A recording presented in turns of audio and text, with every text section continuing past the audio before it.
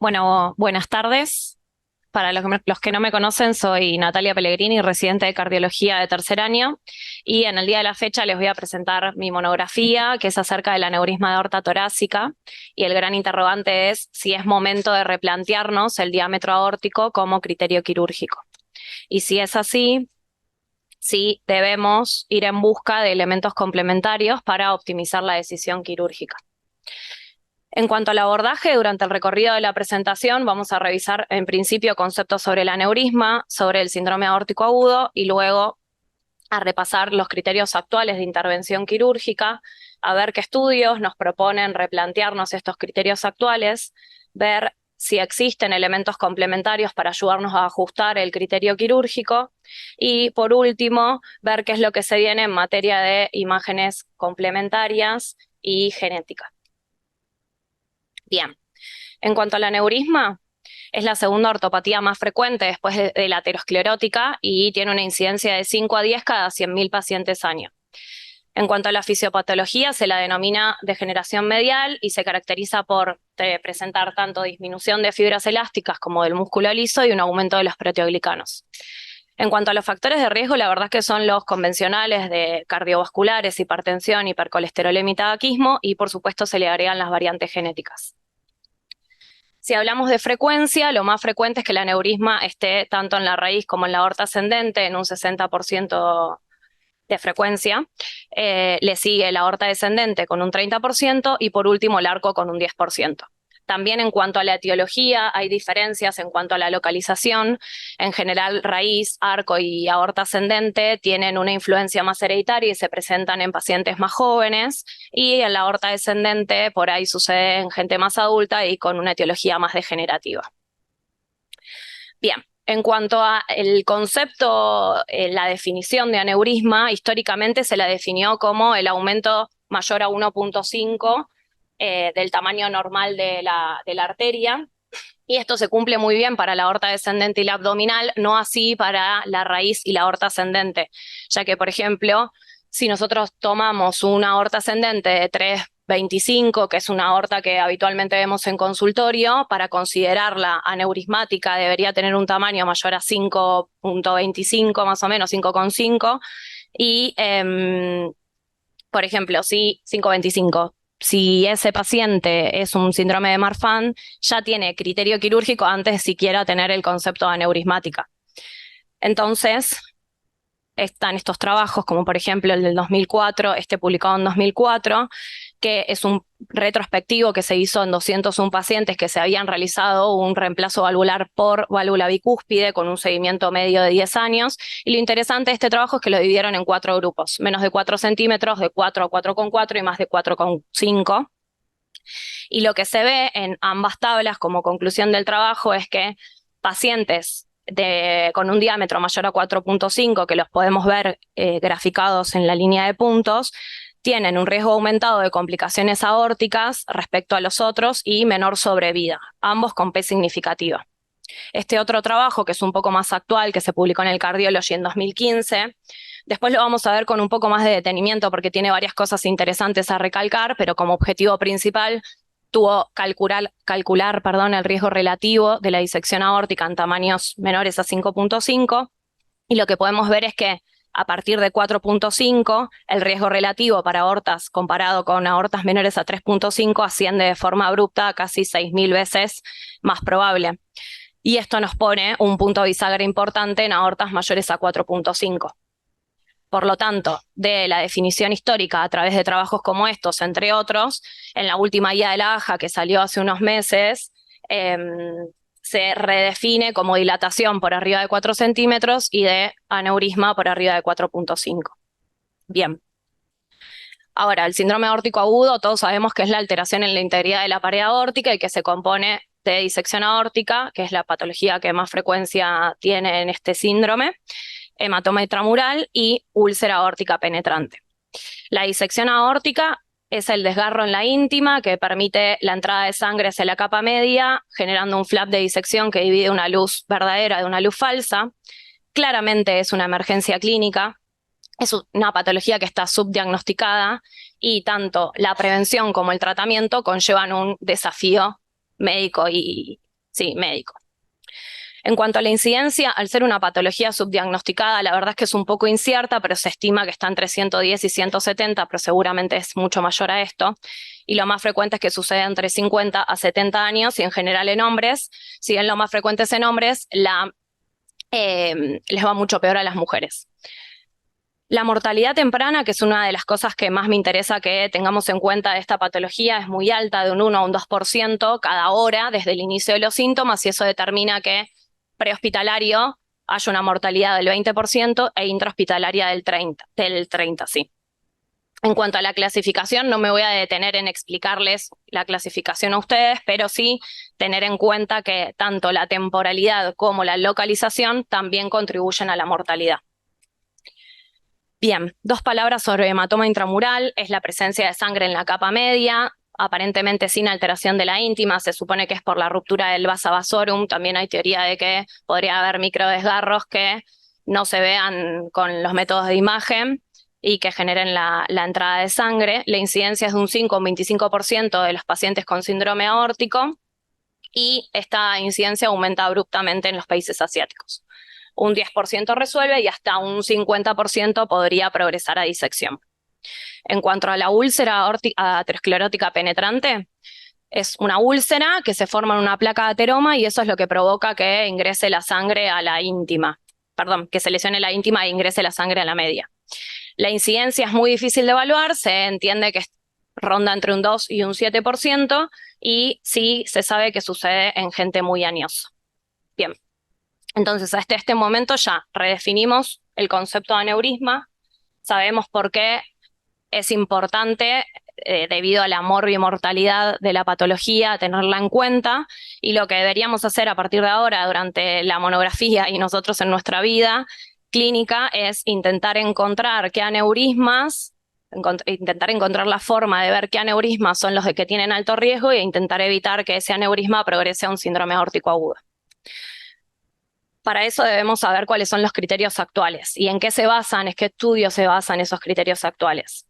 Uno de los estudios más importantes es este publicado en 2002, que es un prospectivo de 304 pacientes con aortas mayores a 3.5 que le hicieron un seguimiento a 9 años, 60% hombres, una edad media habitual de 65 años. Lo que vemos en este trabajo es que a diámetros mayores a 6, el riesgo ha aumentado tanto de ruptura como de disección, se incrementa bastante, a un 21.7% con una P significativa. Y en el gráfico de la derecha lo que podemos ver es que a partir de 6 centímetros también hay un aumento abrupto. La conclusión de este trabajo es que a partir de los 6 centímetros hay un aumento aproximado de 5 veces el riesgo acumulado de complicaciones con una P significativa. Este otro trabajo, que es un poco más actual, es un retrospectivo de 780 pacientes con aneurisma de aorta torácica que lo siguieron 4 años, y en este gráfico de barras lo que podemos ver representado en rojo son las aortas mayores a 6 centímetros y vemos que se asocia a una tasa anual promedio de 8 veces más de ruptura, disección y muerte respecto a los tamaños menores a 4, con una P también significativa. Y este trabajo nos aporta 2 puntos bisagra importantes, entre 5.25 y 5.5 y entre 5.75 y 6.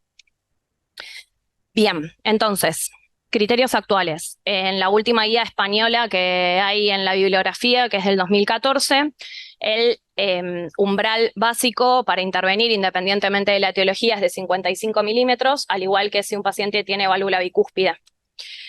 Si ese umbral disminuye a 50 milímetros y la bicúspide, el paciente con bicúspide presenta factores de riesgo, o si el paciente tiene síndrome de Marfan. Disminuye aún más con Marfan con factores de riesgo a 45 milímetros, o si se les va a hacer alguna intervención quirúrgica cardiovascular de cualquier otro tipo. Somos claramente mucho más agresivos en Lloyd Dietz, y por último en la aorta descendente se asciende un poco a 60 milímetros, aunque se mantiene en 55 si se va a hacer un procedimiento endovascular. Y en las guías de 2010 de la AJA y la American College, la verdad que los criterios son muy similares, solo que están un poco más agrupados, pero no hay grandes diferencias. Bien. Ahora, ¿cuáles son los trabajos que me hicieron replantear este criterio actual? o hicieron que repiense estos criterios actuales. Uno de los más interesantes es este, que es el IRAD, que fue publicado en 2018, que fue un prospectivo de 12 centros de referencia que juntó casi 3.000 pacientes con disección aguda tipo A, con una edad media de 61 años y casi un 70% de hombres. Y lo que concluye este trabajo es que el 60% de los pacientes presentaron disección con diámetros menores a 55 milímetros, y de esos 60, el 40 con menores de 50. Como factores independientes en el trabajo aportan la edad y la historia de hipertensión.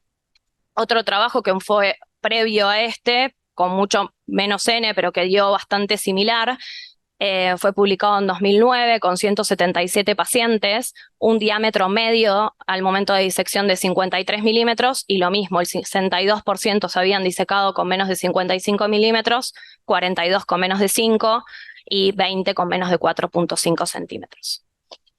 Cuando vamos a datos propios en el hospital, este es un trabajo que hicimos el año pasado con varios colegas del hospital. Fue un estudio retrospectivo de 92 pacientes que fueron evaluados de forma consecutiva desde 2011 hasta 2022, todos con disección tipo A que fueron atendidos en el hospital italiano. Edad media de 65, 70% hombres, la población bastante similar a los estudios internacionales, y podemos concluir que de nuestros pacientes, el 63% se disecaron con menos de 55 milímetros, 35 con menos de 50 y el 6% con menos de 45. Bien, una de las principales críticas cuando salen este tipo de estudios es que ninguno de estos trabajos se ajustan a la población en riesgo. A esto viene este trabajo, que fue publicado en el Cardiology en 2015, que tuvo como objetivo calcular el riesgo relativo de la disección aórtica en pacientes menores a 5,5. ¿Cómo hicieron esto? Tomaron dos registros. Para tomar el registro de la población con evento, o sea, con disección, tomaron el registro que contamos recién del IRAD, de casi 3.000 pacientes.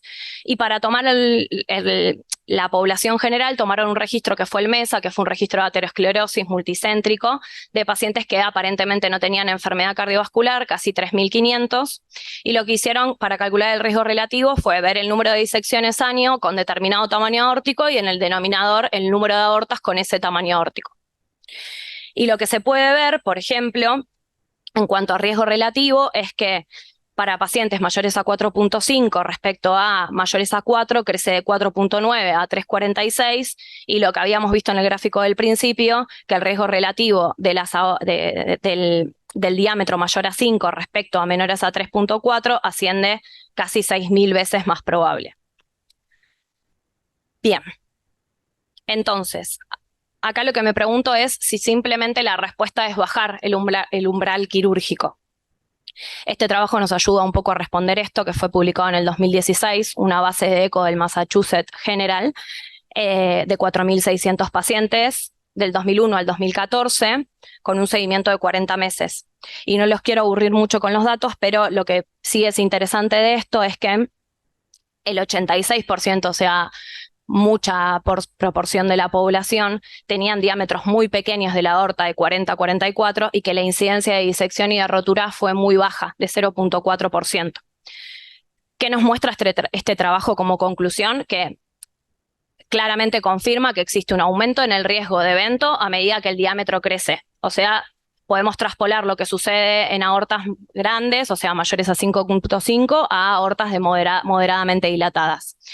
Y lo otro importante que nos da como resultado este trabajo es que, como nos cuentan los investigadores, es que la opción quirúrgica debe ofrecerse cuando el riesgo de la evolución natural del evento sea mayor que el riesgo quirúrgico.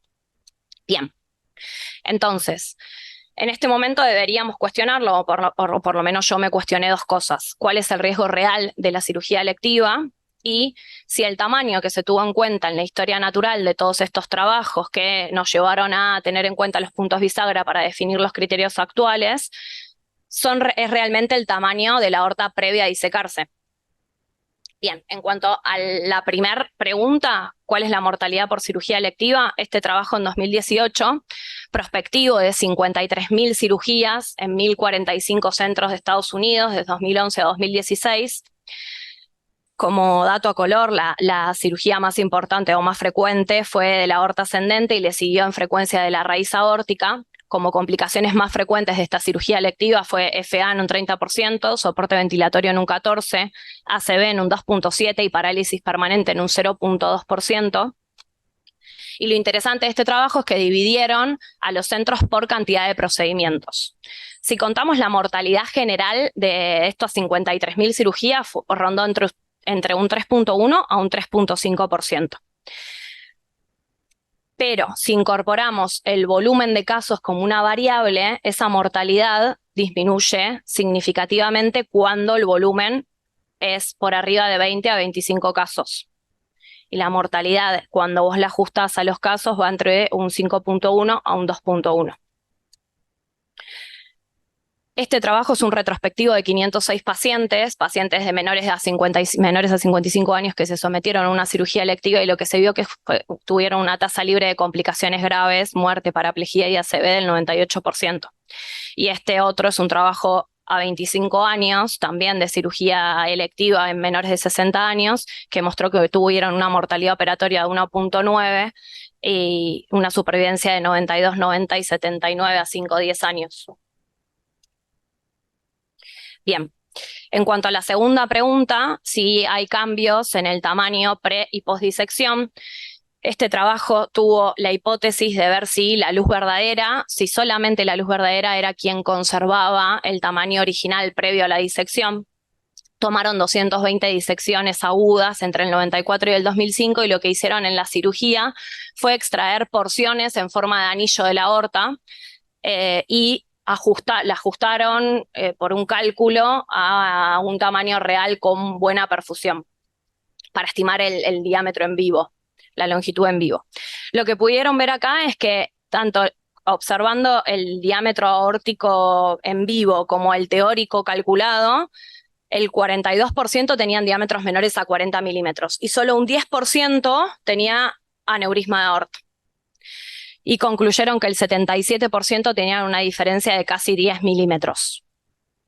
Este otro trabajo, en 2014, lo que toma son 63 disecciones, de las cuales 27 fueron espontáneas y las otras o por tipo B o por intervención, que tuvieran una angiotomografía dentro de los 2 años previos y una 12 horas después del evento. Y le hicieron un análisis calculando toda la geometría de la aorta y no solo el diámetro, sino la longitud, la tortuosidad y el volumen. Se vio que el diámetro medio previo era de 40 milímetros y que después del inicio de la disección, el 44% se había disecado había progresado a más de 55 milímetros y el 60% a más de 50. Lo único que no había aumentado de forma significativa eran los senos de Valsalva. Así como había aumentado el diámetro, habían aumentado todos los otros parámetros geométricos de la aorta de forma significativa. Y se suponía que, o supusieron que, o una teoría de que el seno de Valsalva no había crecido era por la relación anatómica estrecha que tenían con el anillo y que eso podría actuar como una barrera anatómica. En esta imagen lo que podemos ver es la aorta pre y postdisección, cortada en 3 niveles, seno de Valsalva, la línea, la aorta media y previo al tronco brachiocefálico, y lo que podemos ver es cómo aumenta significativamente en estos 2 niveles, no así en el seno de Valsalva. Entonces, sabemos que en este trabajo el diámetro aumentó de 40 a 52, eso me da una diferencia significativa de casi un 30%, y esto me lleva personalmente a tener una interpretación cuidadosa de los datos publicados sobre los diámetros, ya que todos los estudios hasta el momento se habían evaluado sobre aortas ya diseccionadas. Entonces, para pasar en limpio lo que hablamos hasta ahora, sabemos que más de un 60% de las disecciones ocurrieron con menos de 55 milímetros. Que bajar el umbral no parecería ser la respuesta porque si bien en centros con experiencia como este el riesgo quirúrgico es bajo, no supera el riesgo del evento. Y también tenemos la certeza de que el diámetro de la aorta se modifica significativamente postdisección y que eso nos podría generar dudas sobre las mediciones realizadas en los grandes trabajos. Bien, ¿existen elementos complementarios que nos ayuden a ajustar este riesgo? Este trabajo, en 2006, calculó el índice de tamaño aórtico, como en 1.326 pacientes calcularon la superficie corporal y así pudieron calcular diámetro sobre superficie el ASI, que es el índice de tamaño aórtico. Y lo que hicieron fue dividir dependiendo las categorías de riesgo y viendo qué incidencia anual de evento tenían. Y acá muy, muy fácil, sin ir a números complicados, podemos ver en el gráfico que a diámetros de aorta de 4.5, por ejemplo, con una superficie corporal baja, el riesgo no es el mismo que con el mismo diámetro en una superficie corporal elevada. Entonces, concluyeron que se vio una asociación mucho más fuerte con el aumento del ASI, del índice de tamaño aórtico, de forma significativa. Y como conclusión, los investigadores proponen que podría haber una reparación electiva a partir de un ASI superior a 2.7. Bien, ahora nos preguntamos si realmente el peso puede modificar una decisión quirúrgica una decisión quirúrgica, y lo que propusieron comparar fue si el ASI es comparable con el AGI, que es el índice de altura aórtica. Y lo que pudimos ver es que solamente con este trabajo, que solamente la altura puede ser suficiente para estimar el riesgo. Y si nos ponemos un poquito finos con el índice de concordancia, podemos ver que no solo es comparable, sino que podría ser ligeramente superior, pero sin lugar a dudas con la altura es suficiente para ajustar el riesgo. Cuando vamos a los datos propios nuestros, en nuestro trabajo, de ese 63% que se habían disecado con menos de 55 milímetros, el AGI medio era de 3, el 44% estaba dentro de la categoría de alto riesgo y el 37% dentro de la categoría de moderado riesgo. Otro de los índices que tenemos es la relación área-altura. Este es un trabajo que se publicó en la Circulation, retrospectivo de 327 aortas dilatadas de más de 4 centímetros que le habían hecho un eco y un estudio de confirmación con un angio-TC o una angioresonancia, y lo siguieron por 7 años. Vieron que el 42% tenían aortas de 4.5 a 5.5 y que de estas, un poquito menos de la mitad tenían una relación de área-altura mayor a 10. Como outcome primario, calcularon la muerte a largo plazo y observaron que el 78% de los que habían cumplido este outcome se había presentado en pacientes con relación mayor a 10, y vieron que esta relación era significativa versus menor a 10, y podrían concluir que podría ser una herramienta buena para estratificar de forma independiente y tener una predicción buena del riesgo. Y por último, este trabajo en 2019 que habla sobre longitud y si podría ser una dimensión olvidada. Se hizo sobre 522 pacientes con enfermedad aórtica torácica y se midió la longitud desde el anillo hasta la innominada. Los investigadores cuentan en el trabajo que normalmente se mide desde la unión sinotubular, pero que lo midieron desde el anillo porque al ser aortas dilatadas no les era tan fácil medir desde ese lugar y fue más fácil para estandarizar para ellos. Hicieron un seguimiento de 42 meses y vieron que el diámetro medio de la aorta fue de 48 milímetros y la longitud de 11 centímetros. Y vieron que de esos 522, 98 pacientes, casi el 20% habían tenido un evento aórtico, y de esos 64 se habían disecado. Lo que podemos ver es que lo que pudieron concluir es que una longitud mayor a 13 tenía una tasa anual casi 5 veces mayor de evento en comparación con una longitud menor a 9. Y nos dan estos 2 puntos bisagra importantes de 11.5 a 12 y de 12.5 a 13. Y cuando nos ponemos a valor esos 64 pacientes que se habían disecado, 44, la gran mayoría tenía diámetros menores a 55 milímetros y de esos el 70% tenían una longitud mayor a 11. Esto nos enseña o nos aporta la importancia de complementar el diámetro aórtico con cambios en la geometría en general. Entonces es a partir de estos estudios que en 2022, en la última guía que salió casi cuando estaba terminando el trabajo de la monografía, nos da un poquito de luz sobre alguna de las preguntas que nos habíamos hecho. Con un nivel de evidencia 2A nos aporta que podemos disminuir el umbral de 55 a 50 solamente en centros con experiencia, que cuando la altura sea mayor o menor a un desvío estándar y la relación área-altura sea mayor a 10, también con un centro y un equipo de experiencia se puede indicar la intervención, y también suman el ASI mayor a 3.08 y el AGI mayor a 3.2. Bien. En cuanto a los métodos de imagen, ya sabemos que tienen un rol principal en el manejo preventivo de la enfermedad aórtica. que tienen un criterio de intervención centralizado, que el criterio de intervención está centralizado en los diámetros medidos por imagen. El tema es que estos diámetros varían dependiendo del momento en que se tome la medida, tanto sístole como diástole, como de qué borde se elija tomarlo. Y que hace poco no había una estandarización clara. Eso nos aporta un poquito más a la teoría de que por ahí no son tan confiables los trabajos previos.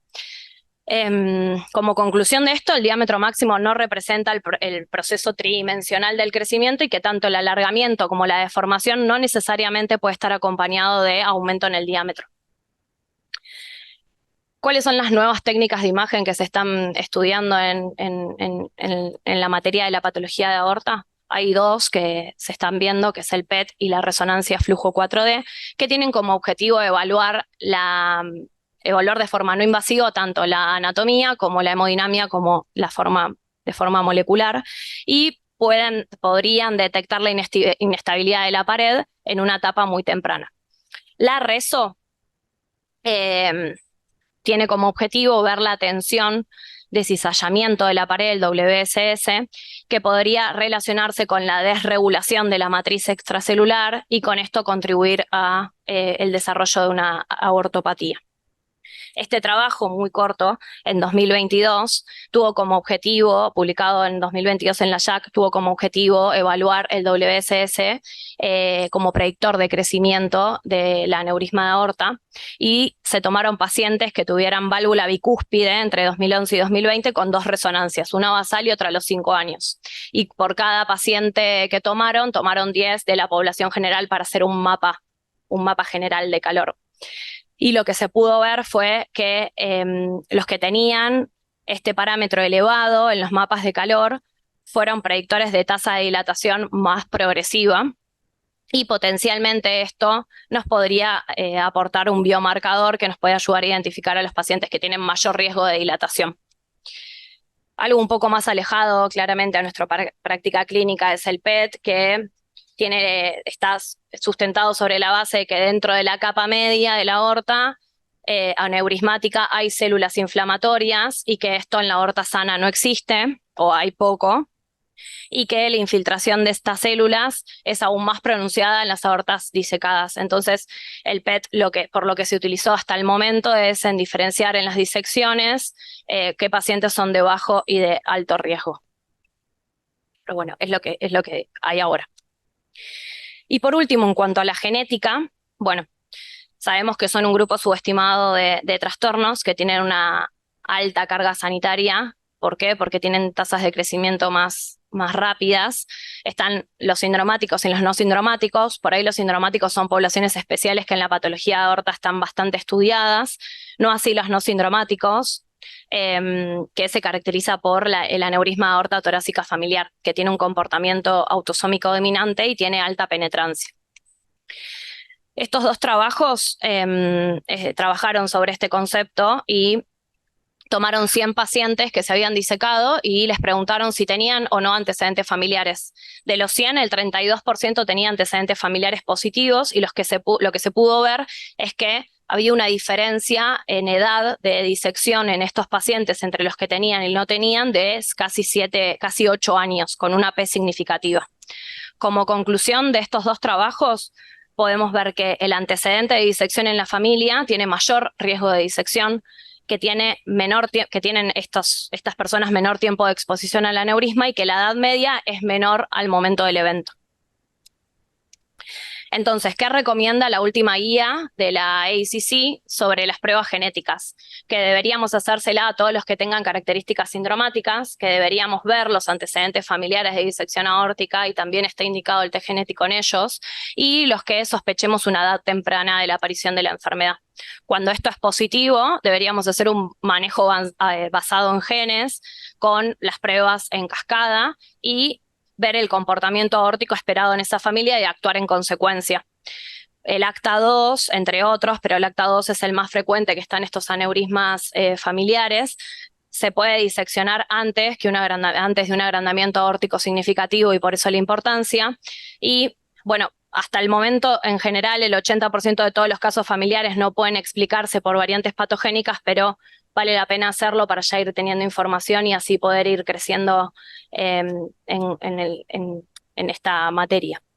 Y si es negativo, bueno, hacemos pruebas de imagen de aorta y lo seguimos clínicamente.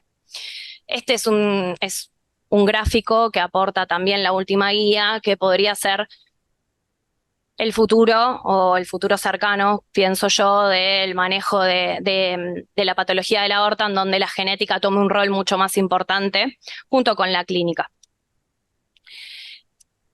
Volviendo a la primera diapositiva y respondiendo mi pregunta de si es momento de replantearnos el diámetro aórtico como criterio quirúrgico, considero que el diámetro está lejos del objetivo deseado, así que mi respuesta es un sí rotundo.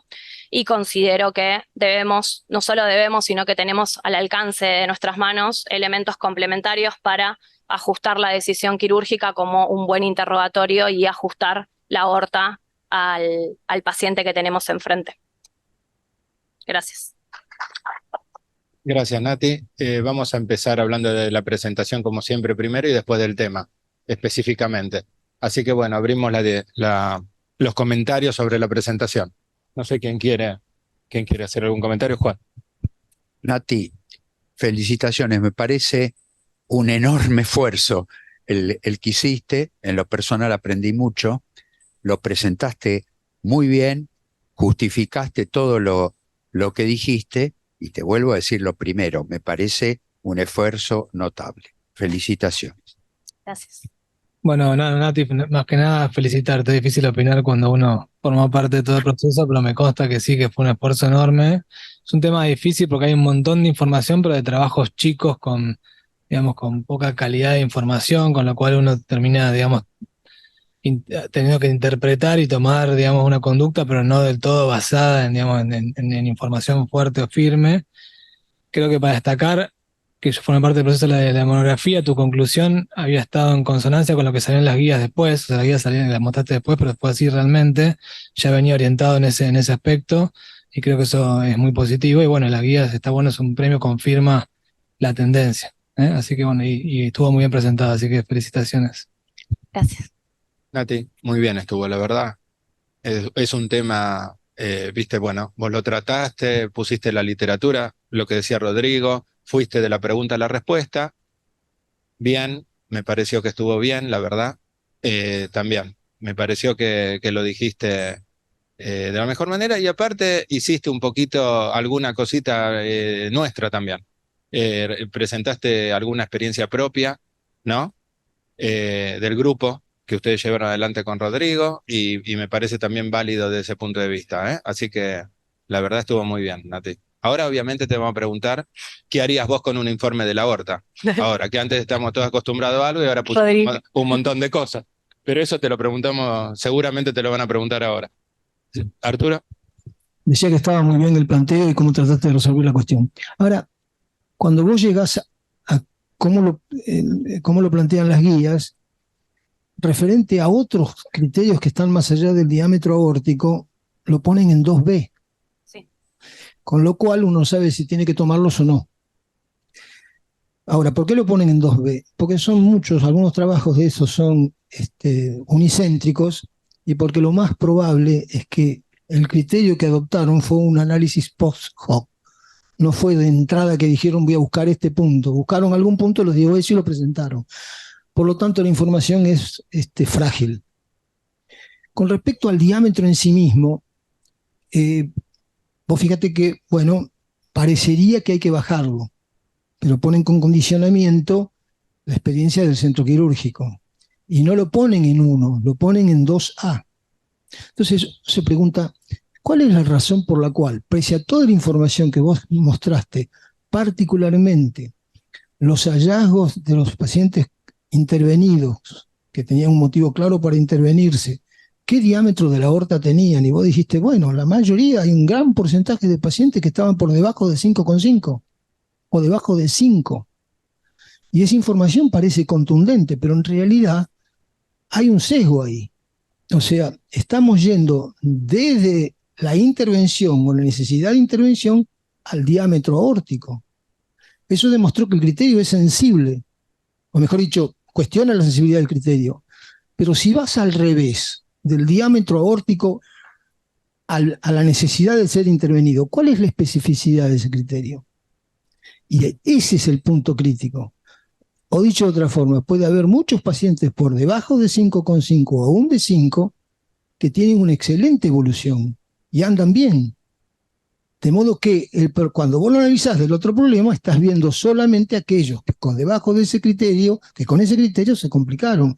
Es decir, eso es lo que a mí me parece que determina que no haya una conclusión firme con respecto, hay que bajar el criterio por debajo de 5,5 o en 5 o en esos valores, o por debajo aún de, que todavía la información con respecto a la evolución que tienen los que tienen menor que 5,5, no sabemos bien cómo andan. Y esto contrapuesto con la intervención quirúrgica, que es evidentemente una intervención mayor, es lo que determina para mí, pero por supuesto quisiera saber si no hay algún otro rasgo que vos hayas analizado más en profundidad, que determina que la conclusión de las guías no sea clase 1. Todavía lo ponen.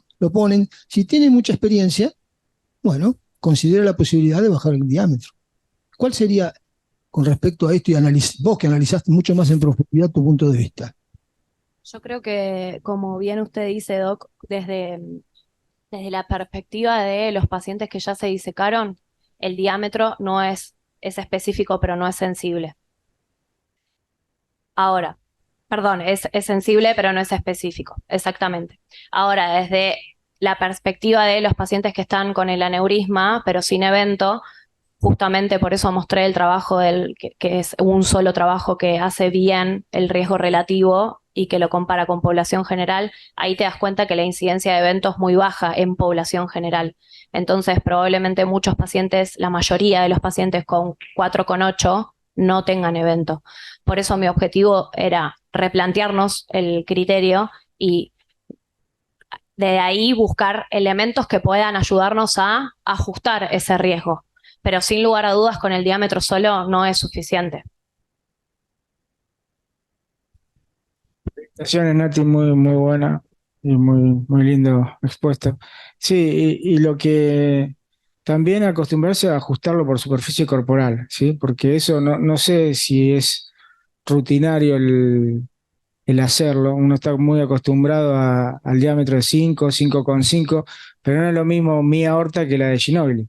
Yo soy más alto, ¿no? No, pero eso es algo trascendente. Los pediatras lo tienen sistematizado, pero nosotros no. Y quizás la verdad que habría que tenerlo en cuenta en la práctica diaria porque, nada, yo te digo, me parece que sí es algo trascendente. Y estoy de acuerdo, siempre tenés que tener en cuenta el denominador. Una cosa es ver los que se disecan y sí, y va a haber placas que no son tan significativas y también, pero bueno, el denominador de cuántos pacientes tienen ese diámetro de aorta y no les pasa nada es trascendente, como vos lo dijiste. Nati, te felicito, la verdad que excelente la presentación y el análisis. Dos preguntas te hago entonces. Vos en este caso compartís lo que dice la guía ahí, ¿no? Como clase 2A, para vos hay que bajar de 5,5 a 5, sería así, ¿no?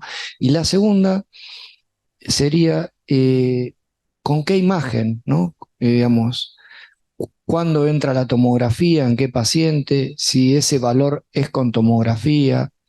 Eso. En cuanto a la primera pregunta, sí, tenemos un centro como este de alta experiencia en aorta. Mi pensamiento es que sí, yo bajaría el diámetro de 5,5 a 5. Y en cuanto a la segunda, sí, o sea, recomendamos siempre que cuando sospechamos que ya hay aneurisma, se haga una tomografía y seguirlo a través de la tomo. Si la tomo tiene un tamaño similar al del eco, bueno, ya sabemos que el eco es confiable, que la ventana del eco es confiable y lo podemos seguir también con eco, pero sí, siempre una tomografía cuando estamos pensando que está cerca del diámetro es recomendable. No, quería preguntar algo acerca de progresión del diámetro aórtico. Vos lo mencionaste como un factor predisponente, pero si nos puedes comentar un poquito más acerca de qué leíste o qué sabés acerca de esto, de qué importancia tiene la progresión de la dilatación en el tiempo. Bueno, en las guías, en los criterios que puse al principio, que son de las guías habituales, en las guías son desde del 2014, muestran que 3 milímetros, esperen que las encuentre, bueno, no importa, 3 milímetros, 2 años consecutivos o más de 5 en un año, muestra la del 2010, que es un poquito más vieja. Crecimiento rápido. Crecimiento rápido. Eh, Nada, felicitaciones. Yo lo conocía, por supuesto, y sé cuánto has trabajado en el tema, así que, y lo que venimos trabajando del paper del año pasado. Eh, yo no sé, no tengo claro, Arturo, por qué es 2B, cuando el nomograma de Yale, de ASI, es tan claro, y que muchas veces, digamos, es un patrón que a nosotros nos discrimina a la población muy claramente con respecto a la comparación de Lucho y de Ginóbili, pero uno se lleva muchas sorpresas teniendo eso, en el consultorio cuando uno ve un paciente. Y para un paciente, una paciente femenina mediterránea, chiquita, que tiene un tamaño determinado, es de alto riesgo en ese nomograma, y en un paciente de 2 metros, de 1,80, es de un riesgo bajo. Es el centro que más ha trabajado en esto, con el Efteríades. Bueno, debe ser como vos decís, de que es unicéntrico, no es. Pero eso lo confirman los registros, y el registro AIRAD mostró que todos los una gran mayoría de los pacientes que se disecaban tenían menos de 5,5, es lo mismo que nos pasó a nosotros. Por el otro lado, lo que también mencionó Natalia acerca de que hay por lo menos un 20-25% de sobreestimación del tamaño con respecto al último estudio, cuando ese estudio se hizo en un gap de 3 meses antes de la disección. Es decir, y es diferenciado con respecto a la aorta ascendente, con respecto a la aorta descendente. La aorta ascendente, cuando se diseca, aumenta mucho más el tamaño que cuando se diseca la aorta descendente. Es decir, y eso está estudiado, está demostrado. Yo no sé qué, digamos, porque como vos siempre decís que 2B me suena más a 3 que a 2, ¿no? O a 2A, pero yo no sé si eso es tan así en esto. Si yo no sé, no formo parte del board para poner 2B en. Sí, pero ahí dice ASI y AGI es. Y por último, me gustaría que Rodrigo nos cuente, en el. Claro, no es la medida, es el ASI y el AGI. Y varía también el peso con respecto a la superficie corporal y a la altura. Y eso hay un estudio que hizo la Sociedad Argentina de Cardiología, que lo encabezó Rodrigo, me gustaría que lo comentara, porque tampoco es parejo la superficie corporal ni la altura, para los diferentes tipos de poblaciones, ¿no, Rodrigo?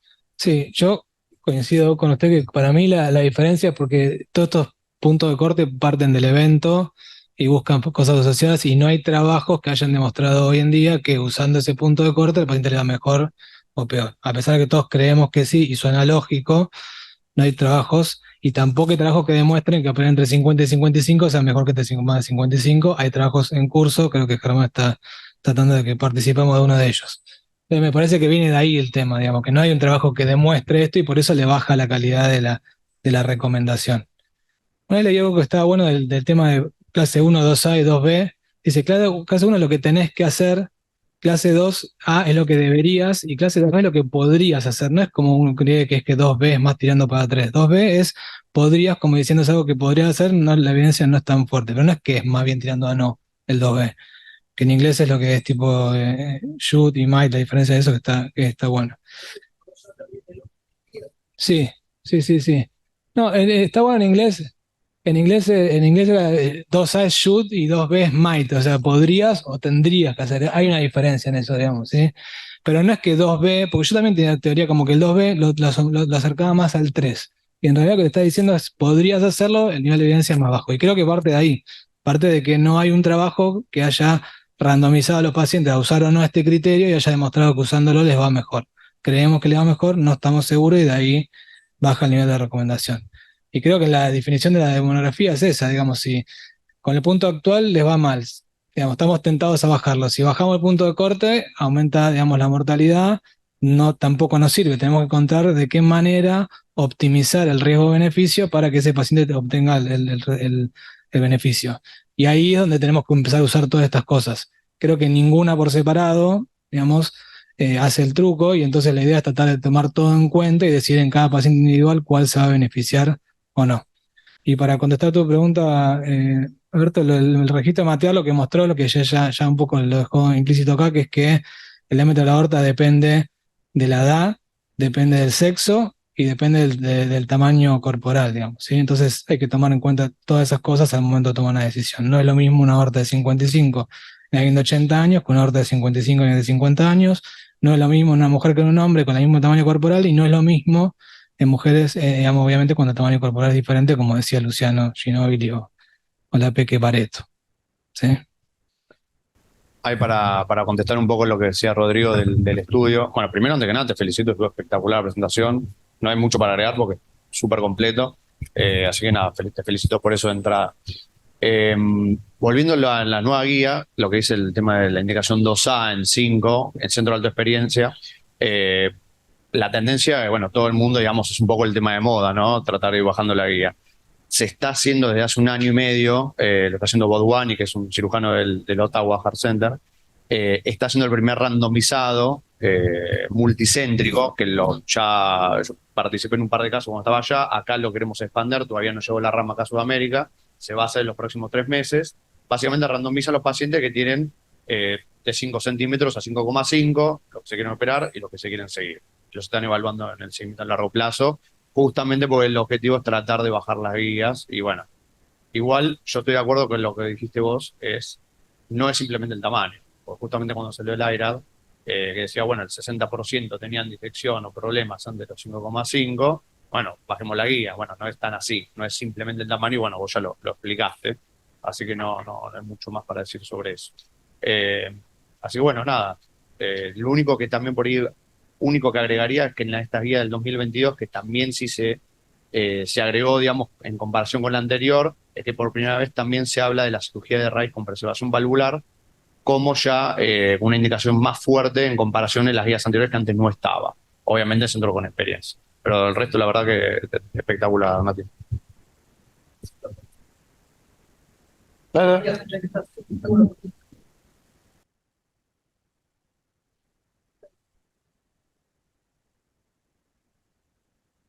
Tomografía, cuando se dice, este paciente tiene 5 milímetros, ¿cuál es la dispersión real? El valor real está de cuánto a cuánto. Ya te alcanzo. No, ahí va yo. Para no ser redundante, ya sabes, mi opinión fue excelente la presentación, ya lo habíamos discutido hace unos días, así que felicitaciones. Ese era el tema. Lo dijo Rocío. Cuando uno quiere comparar crecimiento acelerado, crecimiento, decir si está igual y qué sé yo, primero tiene que saber si lo que hizo es comparable a lo que estaba hecho. Entonces, lo primero, no deberíamos comparar dos medidas de métodos distintos, porque no son comparables. Entonces, no podemos decir, en el eco tenía 50 y ahora tiene 53, creció 3. Si se hizo con eco y el otro con TC, no se puede comparar. Primer tema. Segundo tema, ¿cuál es lo más reproducible de todos los métodos? La tomografía. Pero la tomografía, perdón, la tomografía tiene que ser hecha preferentemente en el mismo lugar y con el mismo operador. No porque en la marca del tomógrafo vaya a cambiar, sino porque si en un centro se la gatilla en sístole, en otro centro se la gatilla en diástole, la diferencia entre sístole y diástole puede ser del 10%. En una aorta de 50 estamos hablando de 5 milímetros de diferencia por cuando la gatillaron. Entonces, el centro tiene que tener estandarizado cuando gatilla la aorta. Segundo, si uno lo mide de borde interno a borde interno y el otro incluye la pared, tenemos una diferencia de 2 milímetros en la pared. Entonces, lo que quiero decir es que uno tiene que hacerla en el mismo lugar con el mismo protocolo. Para nosotros es bastante fácil hacer eso. Pero cuando ustedes tienen un tipo que se estudió en un centro de referencia de Buenos Aires y les trae una tomografía de un centro de referencia al interior y la diferencia de 5 milímetros, no sabemos si hicieron lo mismo. A veces sí podemos saberlo porque nos traen el CD y entonces uno puede ver cómo lo midieron y remedir y todas esas cosas, pero no siempre es tan fácil. Así que eso sí es importante, porque en la toma de decisiones uno tiene que comparar mismo método, mismo protocolo, misma forma de medición. Son tres cosas que van de la mano, pero no son lo mismo. Mismo método es obvio. Mismo protocolo, si lo adquirieron con distinto protocolo, ya no lo puedo comparar. Y forma de medición tengo que ver si el operador lo mide de una manera, el otro mide de otra, lo mide en el mismo lugar. Digo, son todas cosas que hacen a la cosa. Esto en la guía de la Sociedad Argentina de Cardiología que nos tocó dirigir, y creo que ya está publicado, se está por publicar, lo estandarizamos. Cómo se tiene que medir cada cosa. Bueno, pero después hay que ver si la gente la lee, sigue la guía y todo lo demás. Pero es crítico, ¿eh? Porque si no estamos tomando decisiones sobre variables complicadas. Si uno toma lo mismo, la tomografía no debería tener más de 2 milímetros de diferencia entre operador. Pero uno dice, y esto yo siempre lo digo, la tomografía no es operador dependiente. Sí, es operador dependiente la tomografía. La tomografía es operador dependiente porque depende del tipo que está en consola, cómo la adquirió, y depende del tipo que la mide, cómo la midió. Es menos operador dependiente que el eco, obvio, pero es operador dependiente. Así que las marcas no importan en la tomografía, importan los protocolos y los medidores. Eso sí. Esto, y con respecto a tu pregunta, Aníbal, es interesante porque los puntos de corte salen de trabajos todos de ecografía, de ecocardiografía, digamos, ¿no? Sin embargo, justamente porque se reconoce la gran variabilidad interobservador del ecocardiograma para medir la aorta, es que se sugiere que cuando uno se acerca a los puntos de corte, usa un método tomográfico como la tomografía, que si bien es operador dependiente, es mucho menos operador dependiente y tiene variabilidad mucho más chica. Digamos, pero terminamos usando puntos de corte que salen del eco, pero cuando nos acercamos al punto de corte nos basamos en la tomografía y ahí también hay otro gap pequeño de conocimiento que hay que cumplir. Eso digamos, lo entiendo y estoy de acuerdo con eso, pero es interesante porque insisto en eso, los puntos de corte salen del eco y no de la tomografía. Ahora, el eco, la variabilidad es grande y justamente por eso dicen que cuando vos tenés un crecimiento rápido, esto de 3 milímetros, lo primero que tenés que hacer en realidad es corroborar si el crecimiento es real. Y la gran mayoría de las veces el crecimiento no es real, sino que fue un problema de medición. Y cuando hubo crecimiento fue porque hubo un evento aórtico, digamos, no es que hay aortas que crecen más rápido que otras y son más peligrosas. Realmente algo pasó. Termina habiendo una pequeña ulcerita, una cosita, algo que cambió el pronóstico de las cosas. En mi experiencia, hasta ahora nunca vi un crecimiento rápido en 2 o 3 años de ver, digamos, varios pacientes con aneurisma. Bueno, Nati, te felicito. Muchas gracias.